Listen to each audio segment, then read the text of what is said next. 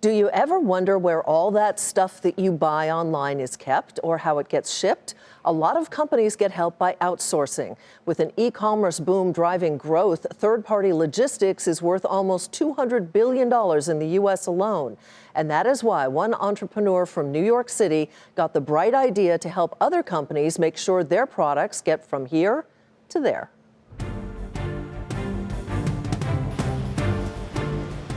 Raphael Zakhanov began selling high-end surplus watches and jewelry as he worked his way through college in 2009. He discounted prices and sold online through Amazon, eBay, and others out of an apartment in Queens. The living room was a warehouse, and the bedroom was a warehouse.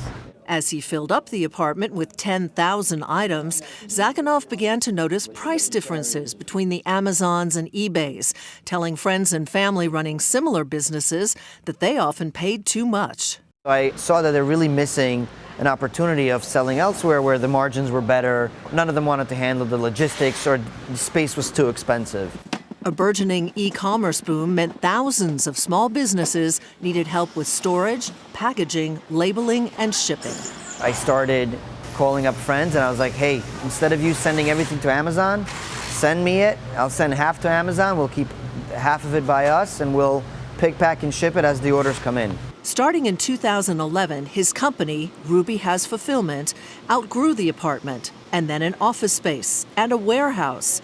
By 2014, it was handling a couple thousand orders a day, and Ruby took its conveyor systems and shelving to a warehouse on Long Island. On average, the company says customers save 45% on freight, and if you think Ruby's warehouse looks like an Amazon fulfillment center, well, that's no accident. We had to do everything right, and we had to do it the way Amazon would do it, just on a much smaller scale. We have clients today that have distribution centers 10 times our size, where that distribution center cannot handle the direct-to-consumer needs.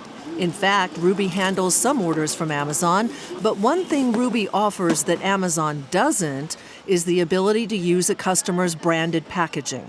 There's a lot of companies that can say that they can do the branding, but not in scale, right? As soon as you start doing 1,000 orders a day, what we see is they break down on scale. I don't want it to be like a third-party brand.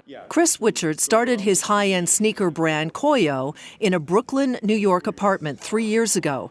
Now Koyo has stores in New York, Chicago, and Los Angeles, but 60% of its business happens online. When Wichert signed on with Ruby this year, they realized some of his inventory lacked the barcodes needed for automated processing. They discovered the problem, and without just sending them back or ignoring the problem, they would print barcodes themselves and label them and get them into the system so that nothing is lost.